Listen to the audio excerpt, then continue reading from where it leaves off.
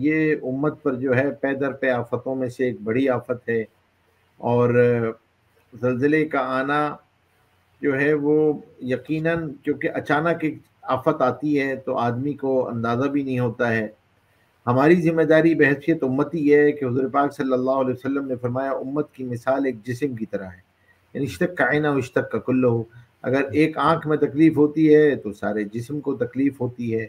وہ ایک حصہ جو ہے وہ اگر تڑپا ہے، ایک حصے میں تکلیف ہے، تو اصل ایمان کا تقاضا تو یہ ہے کہ ہم یوں ہی سمجھیں کہ جیسے ہمارے اپنوں کو تکلیف آئی ہے، اور وہ ہیں بھی اپنے ایمانی بھائی ہیں ماشاءاللہ، ہر اعتبار سے قریب ہیں ہمارے۔ تو ایک تو اس حوالے سے ان کے لیے دعا کرنا، یہ تو ہر مسلمان مرد عورت کا فرض ہے کہ ان کے لیے ہم مستقل دعا کریں، ان کے لیے ایصال ثواب کریں۔ اللہ جل شانہ نے تو ان کے لیے شہادت کا بندوبست فرمایا، شہادت ہوئی، لیکن ہمارے لیے ضروری ہے کہ ہم ان کے لیے دعائیں کریں، جو زندہ بچ گئے ہیں ان کی صحت سلامتی عافیت کی دعائیں کریں۔ اور دوسری بات یہ ہے خاص طور پہ کہ جو کر سکتے ہیں، جو جتنی مدد کر سکتا ہے، تو جو آس پاس باوثوق ذرائع موجود ہیں، مستند ادارے موجود ہیں جو وہاں پر کام کرتے ہیں اور ان پر اعتماد کیا جا سکتا ہے، تو ان کے ذریعے جو ہے وہ صدقہ بھیجا جائے، اور ان کے ذریعے بلکہ صدقہ کیا، بہت ساری جگہوں پہ تو اب زکوٰۃ بھی ہوگی، تو زکوٰۃ اور صدقات کی مد جو ہے اس میں خاص طور پہ دل کھول کے جو ہے وہ خرچ کیا جائے۔ اور یہی وہ جگہیں ہیں جہاں پہ اللہ تبارک و تعالیٰ نے انفاق فی سبیل اللہ کا حکم دیا ہے۔ تم 1 روپیہ خرچ کرو گے تمہیں 700 گنا زیادہ اجر ملے گا۔ تو اس وقت اپنے آپ کو حفاظت میں رکھنا، محفوظ، صدقہ بنیادی طور پہ پریونٹیو میجر اپنے لیے بھی ہوتا ہے، دوسرے کی مدد بھی ہوتا ہے۔ اپنے مال کی بھی حفاظت صدقے کے ذریعے ہے، اور دوسرے کی مدد بھی صدقے کے ذریعے ہے۔ تو ہم جو ہے وہ جانی اعتبار سے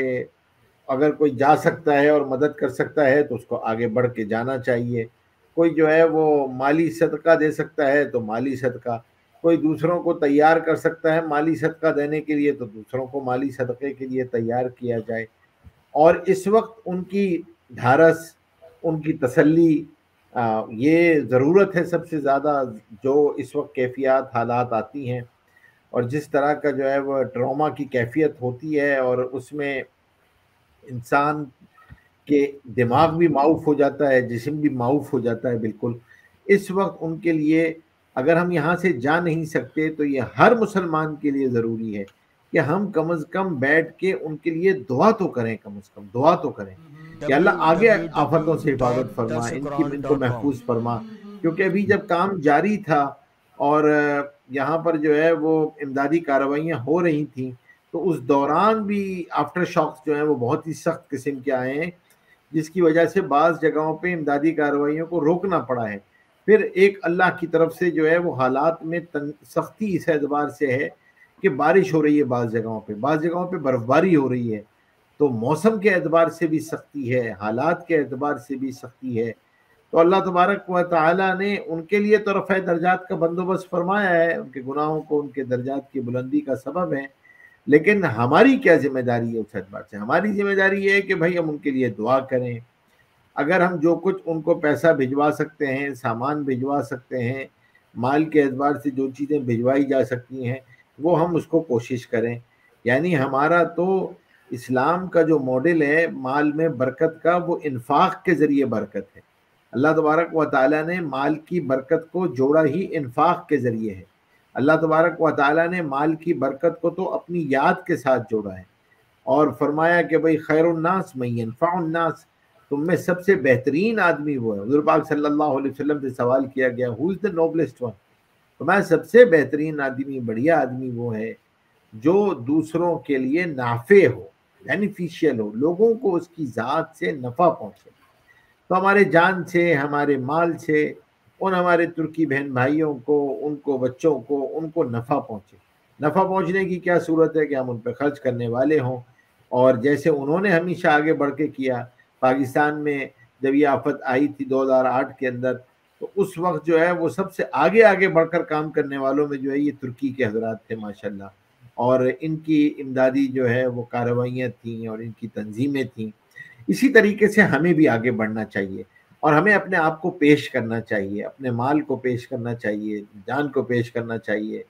اللہ کی طرف رجوع کریں، ان کے لیے دعا کریں اور خاص طور پہ اپنے جان مال سے اس پہ خرچ کریں اور ایسے تنظیموں کو تلاش کریں۔ میں اس پلیٹ فارم کے حوالے سے درسقرآن.com بھی کہوں گا، کیونکہ یہ عالمی سطح پر ماشاءاللہ دیکھے جانے والا پروگرام ہے۔ اگر کوئی ایسے باوثوق معتمد ادارے ہیں تو ان کا ضرور ساتھیوں کو بتائیں کہ لوگ پوچھ رہے ہوتے ہیں، پتہ نہیں چل رہا ہوتا ہے، تو ان حضرات کے پاس بھی اگر کوئی تحقیق ہے تو وہ اس تحقیق کو ضرور یہاں پر لے کر آئیں، اور ان حضرات لوگوں کو ایک چینل لوگوں کو مل جاتا ہے تو بعض دفعہ جو ہوتا ہے وہ آپ کو بھی اجر مل جائے گا، جو چینلائز کرنے والا ہوگا اس کو بھی اجر مل جائے گا۔ بعض حضرات جو ہوتے ہیں ان کو صرف تھوڑی سی ترغیب دینے کی بات ہوتی ہے، ان کے اندر جو ہے وہ آپ تھوڑی سی ترغیب دیتے ہیں اور وہ تیار ہو جاتے ہیں۔ تو میں تمام کو پوری دنیا میں جو دیکھے جانے والا پروگرام ہے، بھائی ہم صدقات کو نکالیں اور اس کے لیے خاص طور پہ اس بات کا اہتمام کریں۔ اللہ تبارک و تعالی ہم سب کو عمل کرنے کی توفیق عطا فرمائے۔